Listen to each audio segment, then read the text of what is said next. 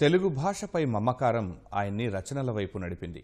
బాల సాహిత్యంతో భావితరాల్ని బాధ్యతాయుత పౌరులుగా మార్చొచ్చన్న ఆలోచనతో ఆయన కలం నుంచి 1000కి పైగా వ్యాసాలు, 50కి పైగా రచనలు జీవం పోసుకున్నాయి. ఆయన రచనలు మహారాష్ట్రలో తెలుగు మాధ్యమ విద్యార్థులకు పాఠ్యాంశాలుగాను ఎంపికయ్యాయి. గుంటూరు జిల్లా తెనాలికి చెందిన ఈయన పేరు హకీం జానీ. ఓ ప్రైవేటు పాఠశాలలో తెలుగు ఉపాధ్యాయునిగా పనిచేస్తున్నారు. మాతృభాషపై మక్కువతో 25 ఏళ్లుగా సాహితీ సేవ చేస్తున్నారు.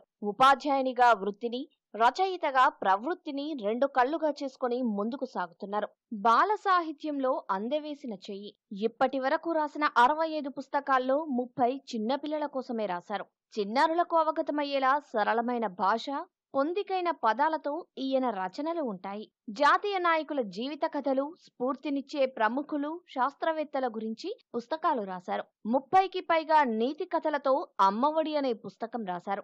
ఇందులోని 2 కథలు మహారాష్ట్రలో తెలుగు మాధ్యమం విద్యార్థులకు పాఠ్యాంశంగా 2019లో ఎంపికయ్యాయి.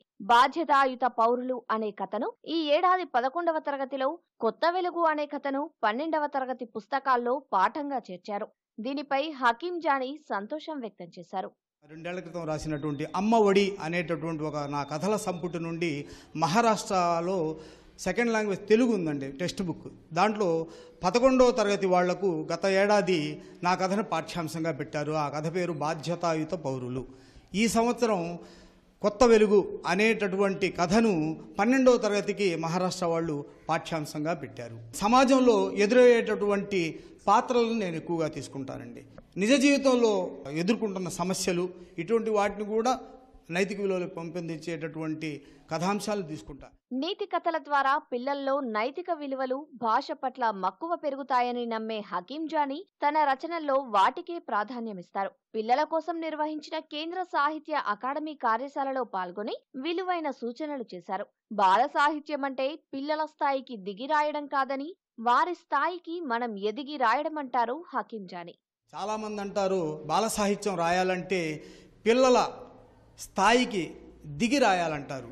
పిల్లల స్థాయి దిగటం కాదు, పిల్లల స్థాయికి బాల సాహితీ రచయితలు ఎదిగి బాల సాహితీ రచనలు చేస్తే బాగుంటుంది. ఒకప్పుడు అమ్మమ్మలు, బామ్మలు వీళ్ళందరూ నిద్రపోయేటప్పుడు పిల్లలకు నీతి కథలు చెప్పేవాళ్ళు. ఉమ్మడి కుటుంబ వ్యవస్థ విచ్ఛిన్నం కావడంతో వాళ్లకు ఒక నీతి కథ చెప్పేటటువంటి వాళ్ళు కరువయ్యారు. అంతర్జాలంలో కూడా ఎన్నో నీతి కథలు ఉన్నాయి. ప్రతి పాఠశాలలో స్మార్ట్ క్లాసులు ఉన్నాయండి. వాటి ద్వారా నీతి కథలు ఇటువంటి కనీసం వారానికి ఒక పీరియడ్ అయినా పెట్టి వాటి చేయటం వల్ల చాలా మంచి ఫలితాలు ఇస్తాయి. వయోజన విద్య కోసం 29 పుస్తకాలు రాసిన హకీం జానీని 2007లో తెలుగు విశ్వవిద్యాలయం ధర్మనిధి పురస్కారం వరించింది. పర్యాటకంపై రాసిన పుస్తకాలకు గాను 2011, 2018లో ఏపీ పర్యాటక శాఖ నుంచి ఉత్తమ రచయిత పురస్కారాలు దక్కాయి.